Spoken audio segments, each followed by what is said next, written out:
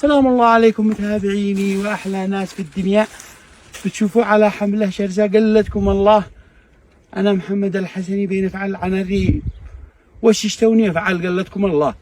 بين ارويكم وادي عنا وارويكم الجنه وارويكم الزنه وارويكم مناظر بلادنا، بحيث انه كل مديريه وكل منطقه يعزوني ونفعل محتوى ضخم. شوفوا بين تعب وبين ننظف الشجر، لكن ما ادري ليش الغجر ما عجبهم العجب ولا جمعة رجب، ولا قالوا ان انا حوثي قد بعثت القعشة، وقالوا ان انا كنت بذي قد اعتذرت لهم، وجالسين حملة عليا ما يشتوني افعال عن الريف. هذا تخريف. وش يشتوني مثلا افعال من برنامج انتم تدعين ان انا عند الجماعة؟ اذا كنتوا بتحقدوا علي وتكرهوني لان انا كنت حوثي، كيف انا ايش اصور مثلا غير الاشجار والخضراء والوجه الحسني؟